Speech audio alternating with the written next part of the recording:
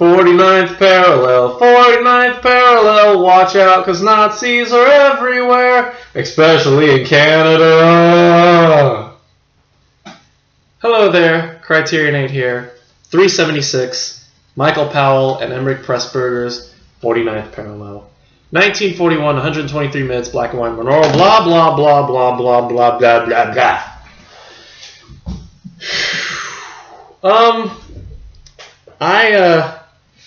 I am very, I don't know what to say. I mean, I'm a little surprised at how, I feel like this movie is, how to say, a bit timely. Yeah, that's all, I'll leave it at that. Plot. Let's talk about the plot. So, a bunch of Nazis from a U-boat are stranded in like the ocean, and I think they steal a rowboat and make it to. They're on the border of Canada. Like I don't remember exactly where it is. It's like they're on like this Canadian border, and they sneak into Canada, and they basically go from place to place and try to survive. They meet a lot of different people. I think the first house they take shelter in, or they basically kidnap the people in it, has like these trappers. I think or traders. One of them played by is a French Canadian man played by Laurence Olivier. Sorry, I have issues with Olivier, obviously. I mean, this is a great movie for great stars, names I've heard of, which I'll get to them in order. Who else? But anyway, so they kidnap the place. They end up shooting Olivier's character dead, and they escape in this plane. And on their way out, one of the soldiers, the Nazis, gets shot by an Inuit man, and he dies, falls in the water. And I think there's 5 of them by this point. They all kind of their little troop. There's like 7 or 6 of them at the beginning, and then they all kind of die throughout the movie or get kidnapped or something like that, or not kidnapped but arrested. And I think so. Anyway, they get this. They're in a plane, and the plane ends up running out of fuel, and so I think when they crash, I think by this point, I think 5 of them, I think 2 of them die, so there's 4 of them, and so they make it to the town of, oh gosh, I forget the name, Winnipeg, I think, where they come across this group of Germans who are taking refuge, who left Germany for better lands, and and they found them there, and they realize, oh, they're all German, and so the Nazis are obviously thinking, oh, join our Führer, and all that. But and the leader, David, I think his name is played by, what's his name? Played by Anton Yelbrook? Anton Walbrook. Peter, played by Anton Walbrook, does this really passionate speech after the leader, what's his name? Lieutenant Hirth, played by Eric Portman. He makes this speech about how he's really impassioned. He's like, great to see all these Germans, and so here we're all gonna get together and be Nazis. And Anton Walbrook's character Peter makes this impassioned speech about how they're German and they don't deny it, but they are not. We are not your brothers. We are not going to be Nazis just because we're German. That's unfair. And I just thought that speech just really hit me, and that was a really great speech. And yeah, it's a highlight. I think you can find it on YouTube. I found it on YouTube. I had to share it with my Facebook friends, so there you go. Anyway, so one of so by this point, another Nazi, a Vogel, played by Neil McGuinness, is really liking the lifestyle their place they're living in. He's I guess he ends up becoming the head chef or the head bread maker. He makes really good bread, and Hirth doesn't like this at all. Hirth and Kunek end up, realizing he's kind of he's a traitor. He deem him a traitor and end up taking him out and having him shot. So now there's 3 of them. So they leave the settlement and they high-tech it to Vancouver, I think. And while they're in Vancouver, I believe they're in Vancouver.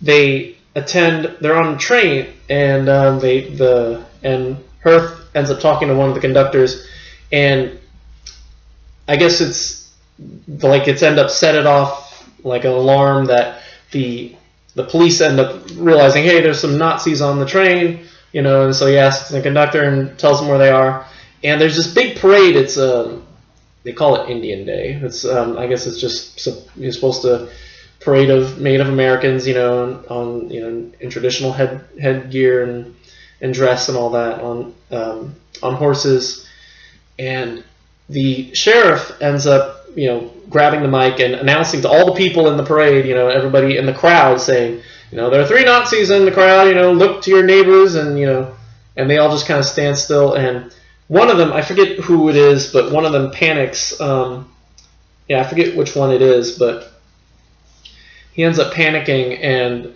getting arrested by the police. And so the other 2, I think it's Hirth and Kunek, end up escaping, and they run into the woods and they end up finding a British he's like an archaeologist or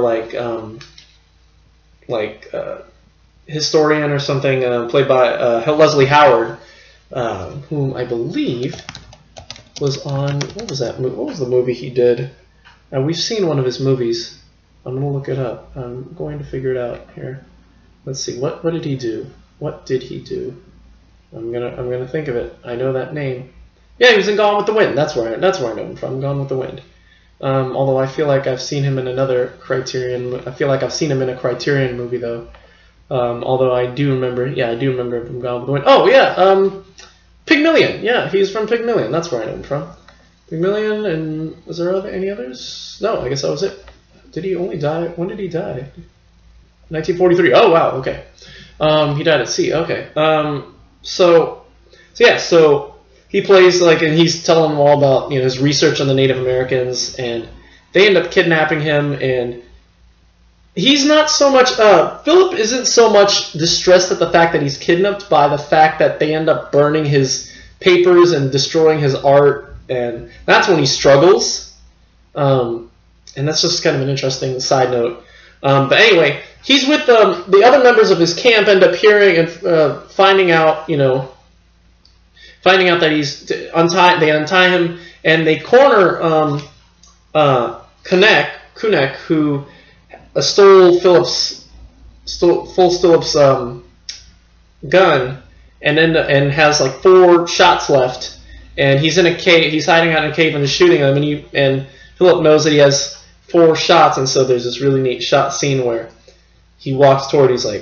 He shoots, and every time he shoots, he counts 1 off. On the last shot, he ends up shooting Philip in the leg, and he still counts 4, and he still walks forward, and he knocks out Kunek and captures him and all that. So anyway, the last one is Hirth. Hirth ends up jumping upon a train to the U.S. and ends up running into another an AWOL soldier, Andy Brock, played by the great Raymond Massey, and who funny enough is the only Canadian in the movie, I think. So he's there, and the 2 of them kind of bond because they're both stowaways basically. However, Andy quickly realizes that Hirth is a Nazi, and he ends up revealing himself. And so the only problem, so the thing is, at the time of the movie, and at the time of this, the setting of the movie, 1941, the U.S. was neutral. We had not entered the war. We hadn't entered the World War. So when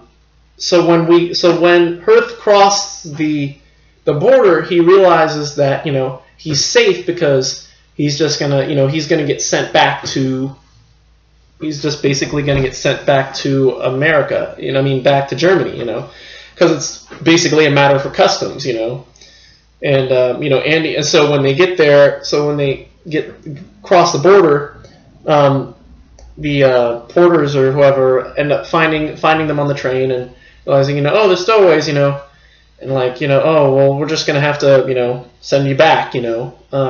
However, the issue is, what happens is they are freight that is like improperly labeled or something like that, and so they have to send the train back to Canada. So once they cross the border, and they also confiscate Hurth's gun. So they're both armed, you know, they're both unarmed, and as they're traveling back, Andy gangs up on Hurth and ends up knocking him out, and that's the end of the movie. And I was like, is that how it's going to end? That's a really abrupt ending. But anyway, long explanation of the plot, but again, this was a really great movie. I think Powell and Pressburger, I think this was their second or third movie that they did.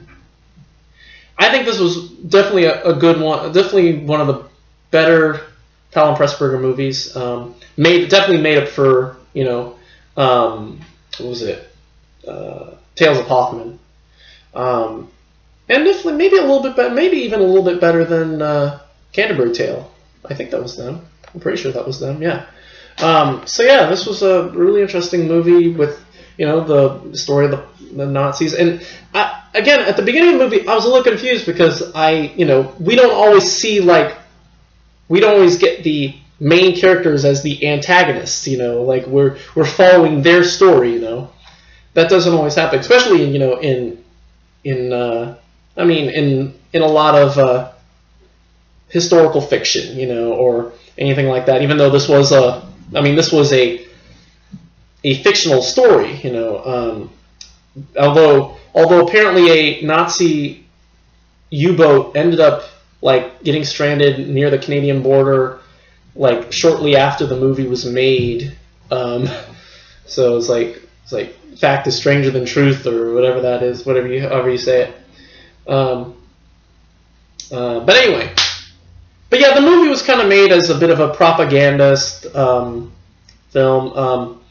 And to note, Michael Powell was the director. Emmerich Pressburger didn't direct the movie. He wrote the screenplay, and its original story came up by Emmerich. So yeah, technically it wasn't a Powell and Pressburger direction and written thing and all that. They kind of, you know, took the best of both worlds and all that kind of thing. So anyway, that's basically it. Again, they shot it beautifully. It's one of those movies that you see it, you know it's Powell and Pressburger. It's extremely British. But yeah, again, great story. What I'll give this, I give it an A. A movie. A for Almighty something or other. Anyway, I don't know. I was trying to think of something that actually starts with A, but anyway, yeah. So A for 49th Parallel, great movie. Might pick it up. Yeah, I might actually pick this one up. We'll see. Yeah, so anyway, film, disc 1 has a trailer on it. Disc 2 has all the supplements. There's a 46-minute short film, although it's technically a movie by that point, called The Volunteer that Powell and Pressburger did in 1943 that was even more propagandist, which featured like this guy who was working in a theater on a production of Othello when it gets canceled, and so he really wants to join the Navy or something, and so he takes it upon himself. This is his chance to join, and so he goes off and ends up becoming a soldier and all that, and yeah, so it kind of just details his life on the boat. There's an hour-long kind of like diary dictation or interview with Michael Powell talking about the 49th Parallel and the making of it, and how they found the cast and how they did their research in Canada and all that. And then there's a 50-minute documentary called The Pretty British Affair, which is a BBC documentary about Powell and Pressburger. It's very fantastic stuff. You get to see footage of them together, which there isn't a lot. I don't think there has been too much of it in the other Criterions, the Criterion movies. There might have been, but I can't off the top of my head remember. I know we've seen interviews with Michael Powell, but Pressburger is a little more elusive, you know. But anyway, yeah, so 49th parallel, that's that, and this is that, good stuff. So, that's it for today. Thank you for watching.